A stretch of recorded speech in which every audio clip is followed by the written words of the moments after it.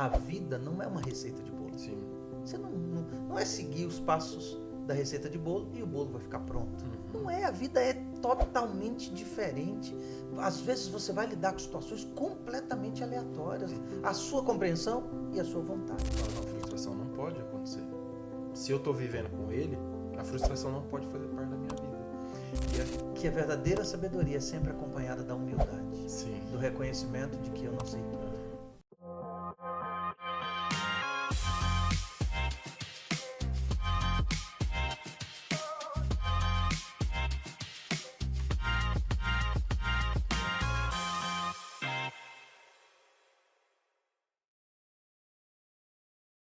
Olá, olá, seja bem-vindo. Você está ouvindo o podcast Vida com Sabedoria. Esse é um podcast em que a gente pensa biblicamente, faz reflexões bíblicas e aplica na vida prática, na sua vida. Esse é um momento especial, nós vamos conversar aqui, Vitor e eu vamos conversar um pouquinho sobre um tema muito interessante, muito legal. Quando você faz tudo certo, e no final as coisas dão errado. O que fazer? Como fazer? Como lidar com isso? Do nosso bate-papo hoje, nosso convidado, pastor Vitor, que além de pastor foi professor, é professor, continua nessa área também, gosta de ensinar, trocar ideias.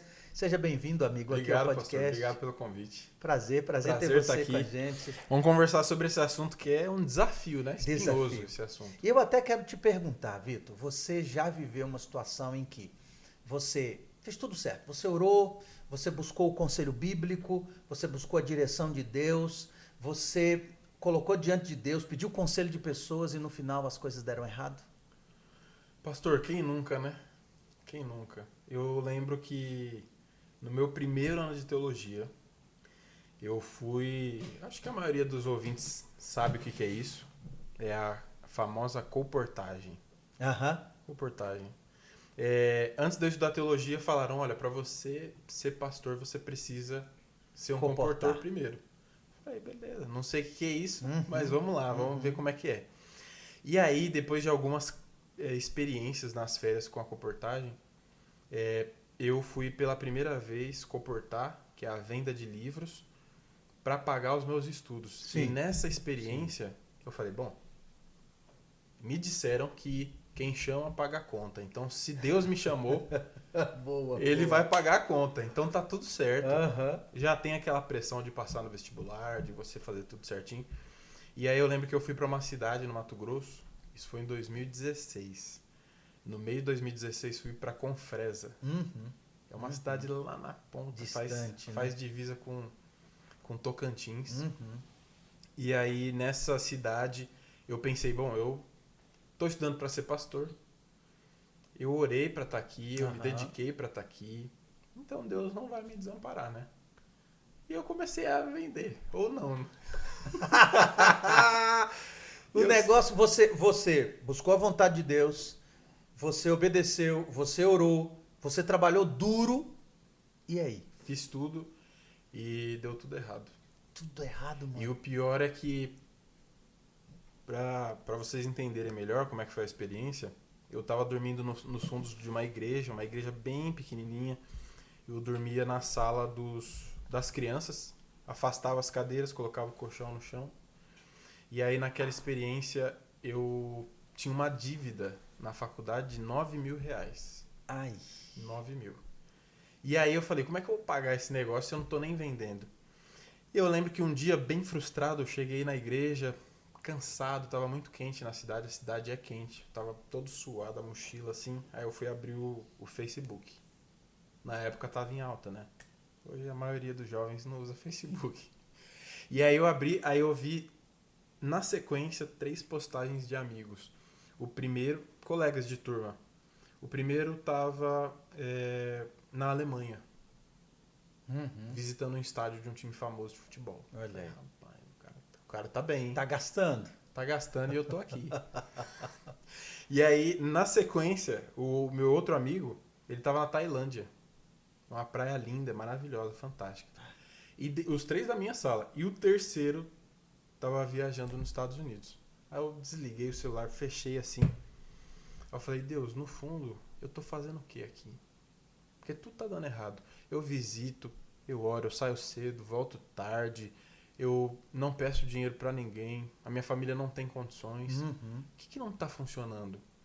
Então, essa foi uma das experiências que mais me marcaram. Puxa. Quando eu fiz, a receita do bolo Tava toda tava certa. redondinha, né? Mas o bolo não saía do jeito que eu queria. Poxa, que interessante. Muito interessante essa fala sua, Vitor, até porque isso confronta uma teologia falsa que a gente hoje acaba acreditando. E que muita gente prega, acaba de maneira subliminar ou de maneira indireta, acaba pregando essa teologia falsa, que não é. Ela não é uma teologia declarada, mas ela é uma teologia que machuca muita gente. Essa ideia de que, se você ora, Deus abençoa. Se você obedece, as coisas vão dar certo. Se dá errado, é porque você não orou o suficiente ou porque você não obedeceu da maneira certa. Sabe, é esse sistema retributivo. É assim, se você fizer tudo certinho, vai dar tudo certo. E que aqui em Provérbios, quando a gente estuda Provérbios e lê e vai lendo, você vê que Provérbio vai trabalhando com isso. Muitas vezes, né? Se você teme ao Senhor, se você se agrada do Senhor, ele satisfará o desejo do seu coração. A gente vai lendo, parece que vai estar tudo certo. Só que o problema dessa teologia é que ela não é totalmente verdadeira. Sim. Nem sempre acontece assim. Nem sempre acontece assim. E aí é onde entram os conflitos pessoais. E a gente, às vezes, corre o risco, pastor, de... E acho que todo mundo fez isso já alguma vez na vida, né? A gente entende que as falas de Provérbios são muito preto no branco. Isso é uma mesmo. receita pronta já. A vida é entregue assim por Deus, então se eu fizer isso, logo o sucesso que eu vou ter é esse aqui. E a gente percebe que não é assim. É verdade. E eu acho que às vezes o risco que a gente corre é até olhar o caráter de Deus e entender que ele não é quem ele realmente é. Esse é o risco, né? É nós questionarmos o caráter de Deus. Esse é um ponto sério. Você colocou a sua experiência, acho que 2 anos atrás, eu estava numa reunião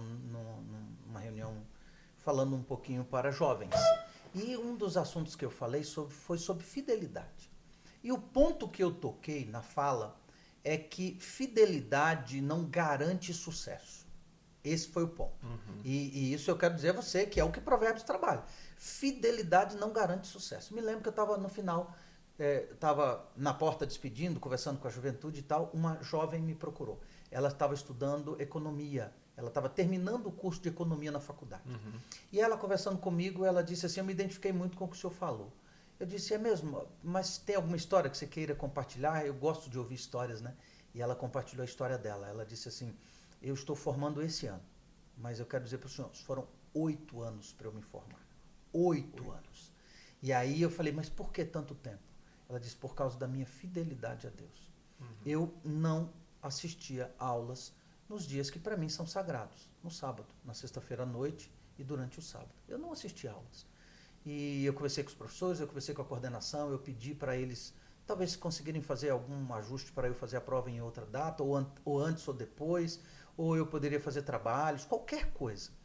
Mas durante um bom tempo, muitas dessas matérias os professores não negociaram. Eu orei, a igreja orou, meus pais oraram, meus amigos oraram, nós estávamos fazendo o que era certo, crendo na obediência que Deus daria prosperidade, mas Deus não deu. Eu formei. Era para eu formar em 5, eu formei em 8. Eu demorei 3 anos mais para me formar. E esse é o ponto. E é isso que nós vamos conversar hoje. Quando isso acontece, ou seja, você faz tudo certo, você ora, você obedece e dá errado no final. Como lidar com isso? Quase que automático vem a pergunta que você falou. O que eu fiz de errado? Onde eu estou errando? Ou Deus não está me abençoando?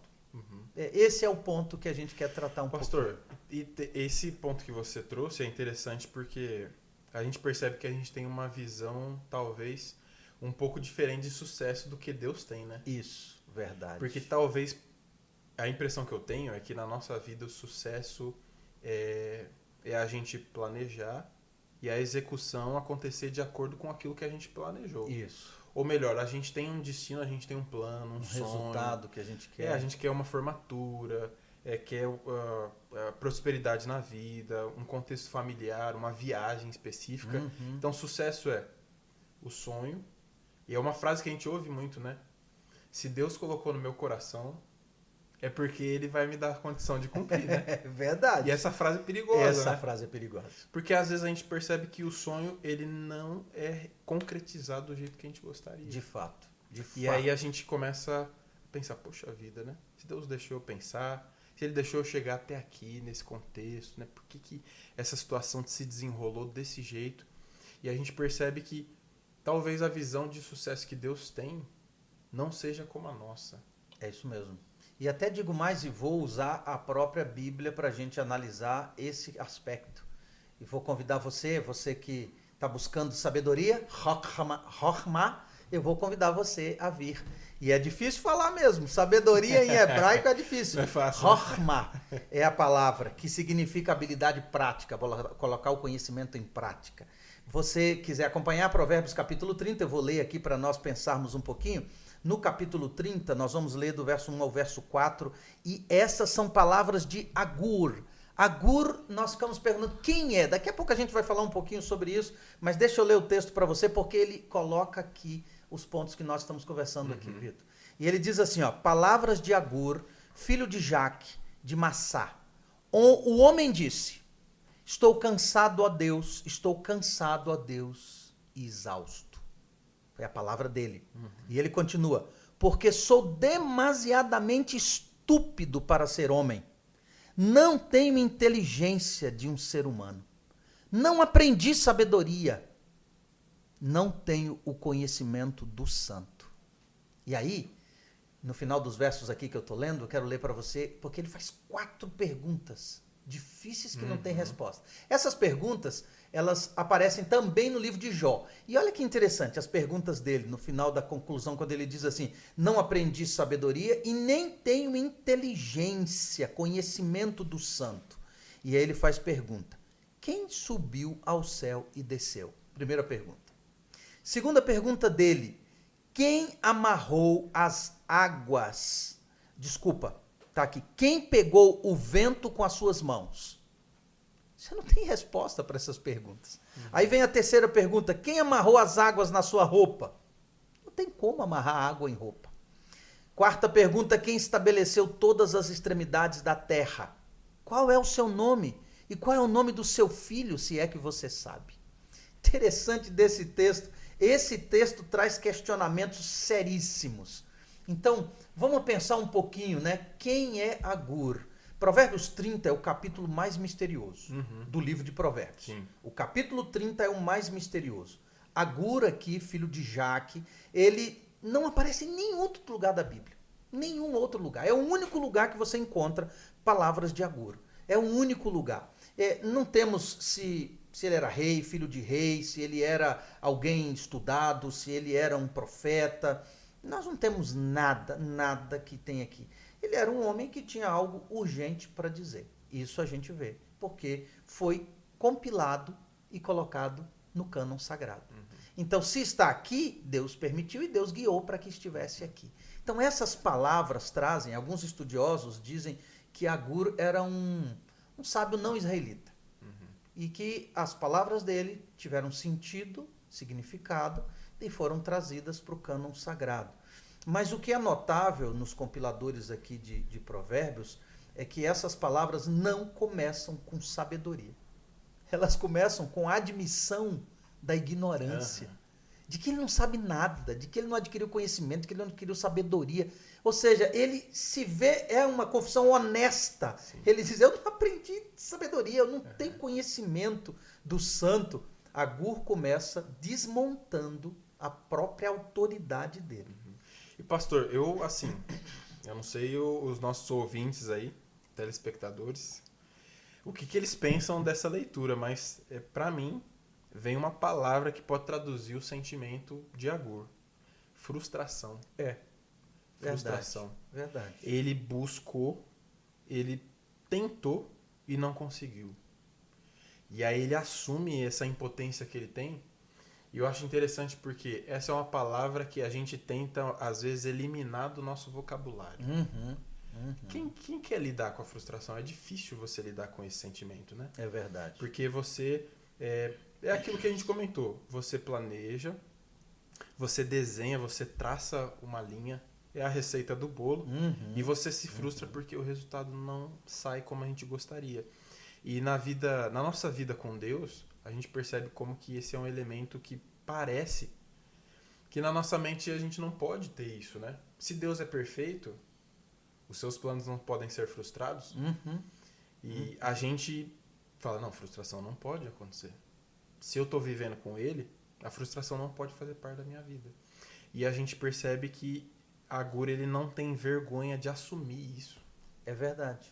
Não tem vergonha de falar, eu tô frustrado, porque eu busquei, eu tentei e eu não consegui.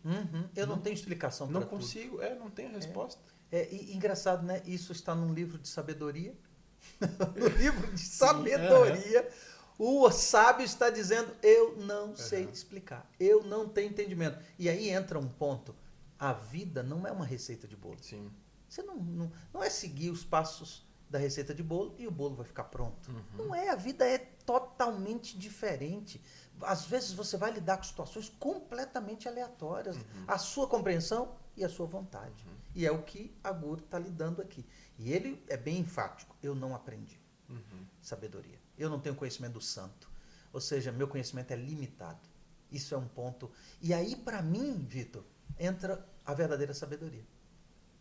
Que a verdadeira sabedoria é sempre acompanhada da humildade. Sim. Do reconhecimento de que eu não sei tudo. Esse ponto para mim. E para mim, aí por isso entrou aqui. Talvez por isso Deus permitiu que entrasse aqui, porque é um ser humano reconhecendo que ele é limitado. E pastor, eu acho que isso daí é difícil pra gente, porque a gente assumir que não tem todas as respostas é assumir que a gente não tem o controle sobre as coisas, né? E não ter o controle incomoda muito a gente. É né? verdade. Eu gosto de pensar num exemplo. Eu não vou arriscar aqui pronunciar o nome dele, mas tem uma história de um equilibrista francês. Jean-François Gravelet, que é o Blodin. Isso! Esse Rapaz, daí. esse aí. Você falou, esse eu lembro. Esse mesmo. Esse mesmo. E ele é famoso porque ele foi fazer a travessia das cataratas do Niágara, Isso né? mesmo. E ele é muito habilidoso. É muito habilidoso. É muito difícil. Primeiro que você tem que ter muita coragem para fazer isso. E eu lembro que a história diz que ele atravessava e tudo, cheio de habilidade, cheio de detalhes. E aí ele atravessa com um carrinho de mão. E aí depois ele pergunta: meu povo, quem topa? Você é bom? Não. Você é bom, você é fantástico. Então você topa atravessar aqui comigo? Eu vou te levar aqui, nessa linha. Aí ninguém quer. E isso ilustra um pouco a nossa vida com Deus. Porque para você andar numa linha que é tênue, que o menor deslize você cai, você precisa de muito equilíbrio. E a humildade traz equilíbrio pra gente na vida cristã. É isso mesmo. Porque você não tem o controle, você tem que ter muita concentração, você precisa se entregar. Usando essa analogia, a pessoa precisava se entregar à habilidade do equilibrista. Isso aí. E a gente precisa se entregar à habilidade de Deus conduzir a vida. Mas equilíbrio é uma coisa que é difícil pra gente ter hoje. Ou a gente vai pro extremo de eu quero controlar tudo, ou o outro extremo de entregar tudo e Deus aceita tudo, Deus aceita do jeito que eu sou, o jeito que eu quero conduzir a minha vida. E eu vejo que a humildade ela traz equilíbrio pra gente. A gente pensa um pouco mais, a gente reflete um pouco mais. E esse fato, Vitor, para mim mostra qual é o nosso verdadeiro lugar diante de Deus. Ele é Deus, eu não sou Deus. E essa admissão de Agur é, para mim, um reconhecimento da humanidade. E que torna possível Deus me conduzir e me guiar. Porque no momento em que eu quero ter todas as respostas, eu quero ter todas as explicações, eu deixo de ser humano. Eu começo a querer ocupar o lugar de Deus. É Deus quem está... eu estou querendo ser Deus para dar respostas para tudo. E aí entra um elemento para mim importante, que são as 4 perguntas que Agur faz, que não tem resposta. Elas não têm resposta. Ele lança 4 perguntas retóricas no verso 4, que ecoam, essas perguntas, elas ecoam lá no livro de Jó, que Deus faz essas perguntas para Jó, a partir do capítulo 38 de Jó, no 38 e 39, Jó faz essas perguntas para ele no meio da... Deus faz essas perguntas para Jó no meio da tempestade. Porque durante a maior parte do livro, do capítulo 1 ao capítulo 37, Jó faz questionamentos a Deus. E 16 vezes Jó fala, Senhor, por quê? Senhor, por que eu perdi meus filhos? Por que eu perdi meus bens? Senhor, por que eu estou passando por isso? Perdi minha saúde. Por quê? E Deus não responde. Aí, de repente, no capítulo 38, uma tempestade, um redemoinho, e do meio do redemoinho da tempestade, Deus fala com ele. E aí Deus começa perguntando, quem é esse que está obscurecendo o meu conhecimento com perguntas tolas? E Deus fala assim, então me explica, quem estabeleceu o céu? Onde você está? Quem botou as estrelas no firmamento? Quem deu limite ao oceano? Essas perguntas que a Guru levanta aqui. A lógica é a mesma. A lógica é a mesma. Existem dimensões da nossa vida, dimensões da realidade que nós estamos vivendo. Existem dimensões que transcendem, estão acima da compreensão humana. Nós não compreendemos. Dentro desse grande conflito entre o bem e o mal, entre Cristo e Satanás, você não consegue explicar tudo. Deus continua no controle. A gente precisa crer, confiar nisso. Mas não é receitinha de bolo, né? Como você disse. E pastor, eu acho que um dos maiores desafios também é porque, assim, na nossa vida com Deus, a gente percebe que às vezes a gente faz uma separação que eu acho que é um pouco perigosa.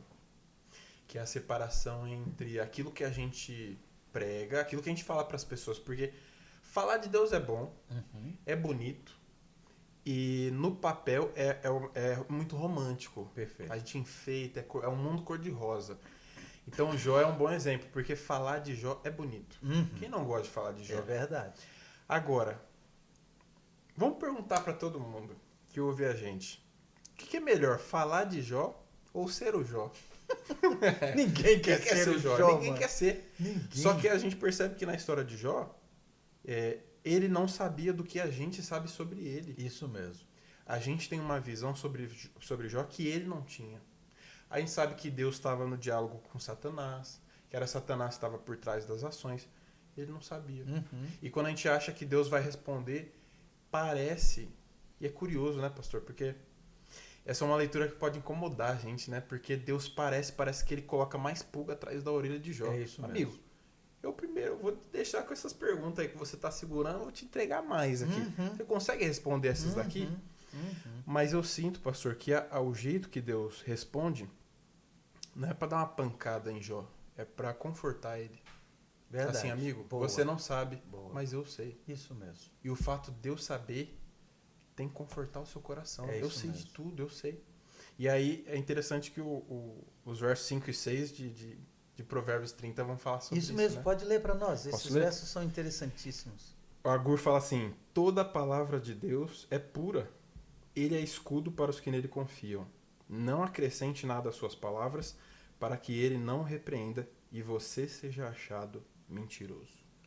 Então é interessante porque Agur, ele se mostra alguém frustrado, mas ele mostra como que ele pode se proteger. É na palavra de Deus. É no que Deus fala. E aí, pastor, isso daí eu me lembro de uma história que é interessante, eu acho muito interessante essa história, que incomoda a gente também, que é a história de aquele verso que a gente conhece bastante, que é quando Jesus fala: vinde a mim, vocês que estão cansados, sobrecarregados, Sim. eu vou dar descanso para vocês. E aí na sequência tem uma parte que geralmente a gente esquece. Ele fala: aprendam comigo, que eu sou manso e humilde de coração. Então Jesus mostra que a humildade é algo que a gente precisa aprender. É verdade.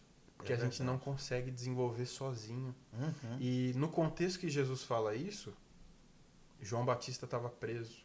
E João Batista questiona Jesus. Será que era você mesmo? Você que é aquele que eu falava de você? Eu preparei o caminho, mas eu estou preso. Era para eu estar preso? Era para estar acontecendo tudo isso comigo? Tem gente que quer a minha morte. E como é que fica essa história aí? E aí Jesus fala: quando você tem dúvida, vem para mim. Isso mesmo. Vem para mim, eu vou te aliviar. Legal, eu vou te ensinar. Essa colocação muito legal, Vitor, muito legal. Porque aqui no texto, depois da confissão de ignorância de Agur, no capítulo 30, ele tem uma expressão de confiança. É exatamente o que você está falando. Eu não consigo explicar tudo o que acontece na vida, nem tudo que eu faço seguindo as orientações de Deus vão dar certo, nem todas as coisas. Eu não sei explicar porquê. Mas mas não tem uma contradição. É que tem coisas que eu não vou entender. Por isso que as 4 perguntas de Agur aqui, assim como as 70 perguntas que Deus faz a Jó no capítulo 38 e 39, foram quase 70 perguntas, são perguntas que não tinham respostas. Era Deus estava dizendo assim, filho, tem coisa que você não entende. Tem coisa que está acima da sua compreensão. Tem coisas que estão acontecendo na sua vida que você não vai saber explicar. Você não tem como explicar. E talvez Deus nunca vai te explicar aqui e agora. Talvez Ele só vai te explicar em algum momento que você o reencontrar, face a face, poder ver e perguntar. Aí você vai entender. E aí tem um pensamento que para mim é muito profundo. Se nós pudéssemos ver como Deus vê, nós escolheríamos o mesmo caminho. Puxa, isso para mim é que eu não vejo como Deus vê. Eu vejo como ser humano. Minha visão é até hoje, é até agora. Às vezes eu peço coisas que para mim são soluções, mas Deus vê que vão ser problemas, né? Então, Agur aqui, ele coloca uma coisa interessante. Você lê o verso aí, para mim, profundo, verso 5. Primeiro, toda palavra de Deus é pura. Essa palavra aqui, pura, de pureza, é muito bacana, né? Tesrufá. Tesrufá é uma palavra hebraica para aquilo que foi provado, refinado e é puro. Então, a palavra de Deus ela foi refinada, ela é pura, ela não tem mistura nela. Então, confiar na palavra de Deus é remover as impurezas, tirar as dúvidas. E pastor, esse é um processo que é doloroso, né? É, confiança não é fácil, né? E esse processo de ser refinado, porque assim, uma coisa é a nossa relação com Deus. Eu falar, não, Senhor, olha, eu confio, eu não estou entendendo, mas talvez um dos desafios que a gente pode enfrentar hoje é porque tem gente assistindo a nossa história. É, verdade. Tem gente em casa assistindo, acompanhando, tem gente da nossa família, tem gente no nosso trabalho, acompanha o dia a dia e fala, rapaz, não tem outro caminho não para você tomar, por que você está seguindo essa lógica? Por que você age desse jeito? E outra, será que Deus é quem você é quem você diz ser mesmo? Porque assim, eu tô vendo que parece que não está funcionando. É verdade. Essa lógica que você está seguindo. E é interessante porque essa palavra, talvez, pastor, um processo dela ser refinada é justamente nesse processo de crítica que a gente enfrenta quando as pessoas olham para a nossa vida e a gente serve como espetáculo. Isso mesmo. Para as pessoas. É isso mesmo. E esse é um desafio que a gente precisa enfrentar hoje, porque hoje, infelizmente, quando a gente fala que não tem resposta, às vezes as pessoas falam que a gente não gosta de estudar. O cristão não gosta de estudar. Para ele tudo é porque Deus quis. Mas Deus quis assim. Cara, não, o negócio tem que ser científico. Às vezes a gente está na universidade, na faculdade, e você fala, é porque Deus quis assim. Eu não tenho a resposta. Eu confio na vontade de Deus. E a gente percebe que o mundo ele pede uma resposta.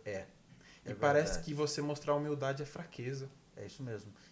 E você colocou um ponto, Vitor, que a gente precisa equilibrar ele, né? Voltar ao equilíbrio aqui para a gente não deixar gerar interpretações extremas. A fé exige razão. Isso.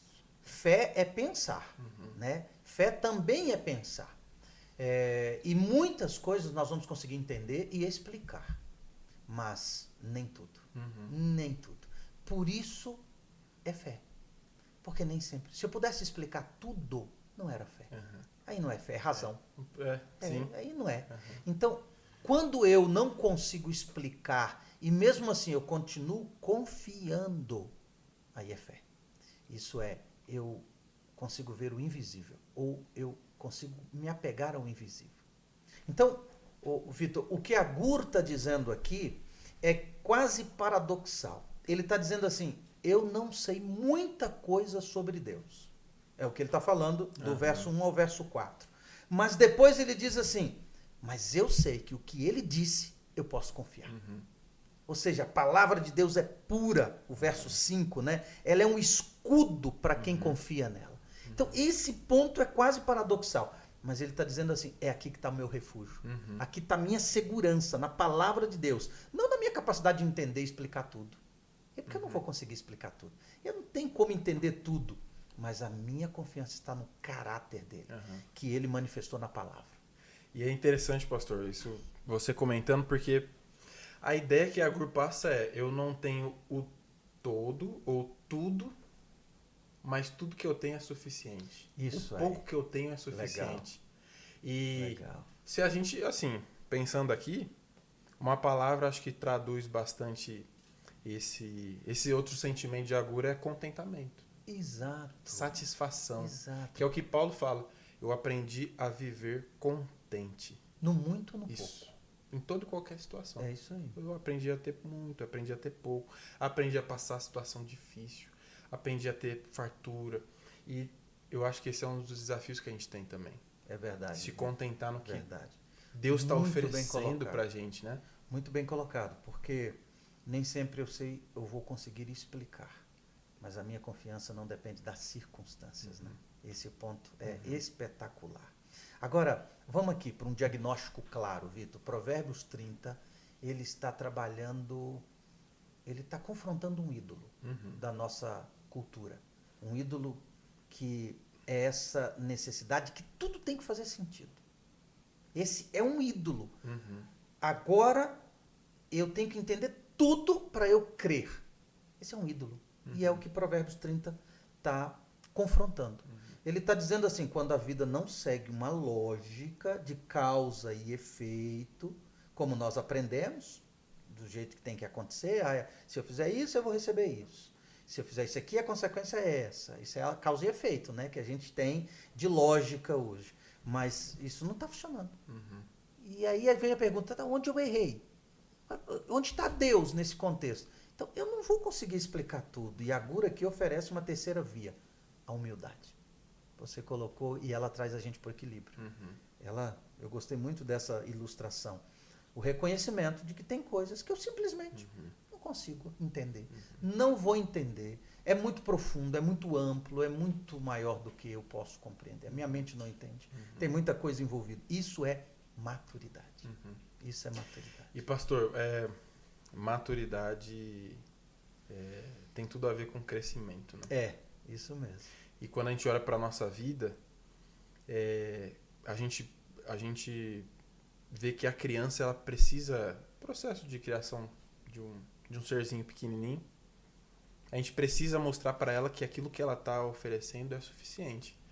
Mas a gente também, quando a gente olha você falando, a gente percebe que uma criança que confia bem no pai e na mãe, ela não pede muito. Ela pede aquilo que ela sabe que o pai e a mãe vão entregar.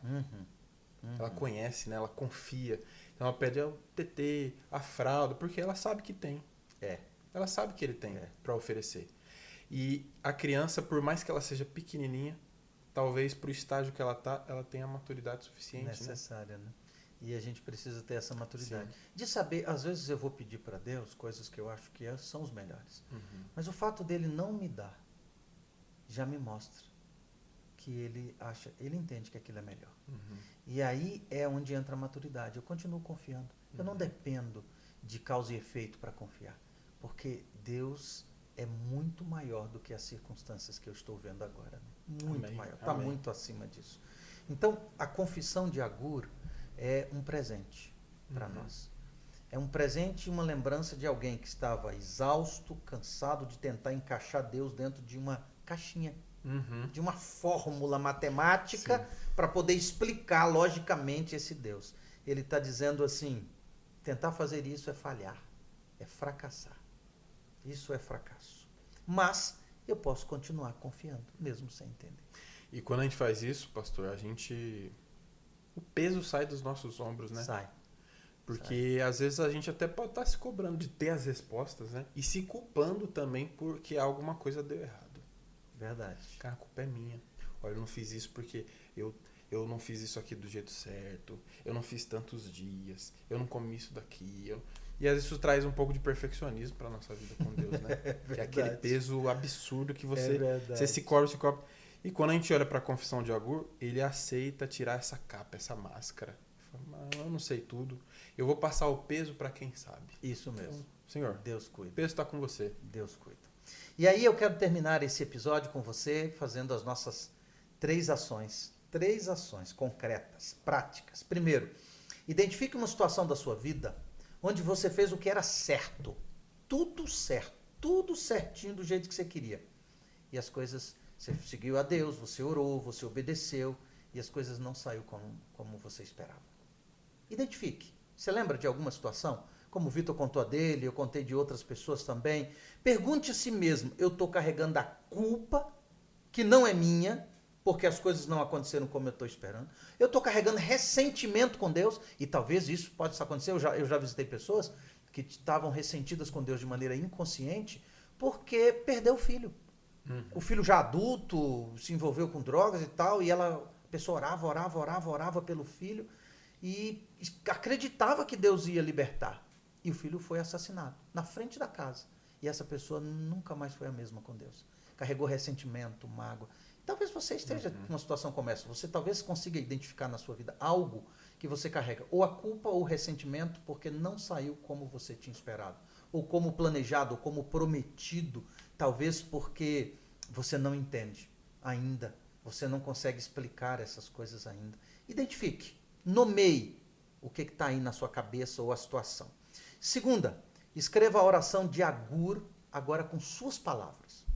Coloque com suas palavras. Comece com uma confissão dos limites que você tem, dizendo assim, Senhor, eu não entendo. E coloque o que você não entende. Coloque aquilo que você não entende. Escreva e termine com um ancoramento, uma âncora. Mas eu confio na sua palavra. Mas eu confio no Senhor, eu confio no seu caráter. Escreva essa oração nas suas palavras, porque ela vai tornar sua e não vai ser apenas de Agur. E a terceira e última ação, leia Jó capítulo 38. É onde Deus pergunta a Jó. Do verso 1 ao verso 7, eu sugiro você ler o capítulo todo. A resposta de Deus a Jó no meio da tempestade não é uma explicação. Não é uma descrição ou um clareamento dos fatos. Deus faz outras perguntas a ele. Então, leia, medite. Deus vai falar com você através disso. Quero agradecer, Vitor. Agradecer demais a sua presença. Junto. O assunto vai longe, nós já fomos meia hora de conversa e isso ainda vai longe. E eu quero agradecer a sua companhia, sua boa companhia, seus ouvidos aí acompanhando, seus olhos assistindo ao nosso episódio aqui. E olha, o episódio de hoje é uma pequena palha do que vem da segunda temporada. A segunda temporada vai ser baseada no livro de Eclesiastes, que é muito legal, muito prático, e eu quero convidar você a acompanhar a gente aí, tá bom? Vamos estar junto? Vitão, você ora para nós, terminando esse episódio? Oro, vamos orar então. Deus, obrigado, porque mesmo em um mundo que a gente tem mais pontos de interrogação, o Senhor oferece pra gente não todas as respostas, mas aquilo que o Senhor entrega pra gente é suficiente pra gente ter uma vida mais leve, uma vida com mais fé e com mais certeza de que o Senhor está à frente de todas as coisas. Muito obrigado. Por favor, Senhor, abençoe todos que estão assistindo a gente, para que a gente, a cada situação da vida, sempre que a dificuldade bater a porta, nos ajude a responder pela fé, Por favor. com base naquilo que o Senhor já disse a seu respeito e a nosso respeito.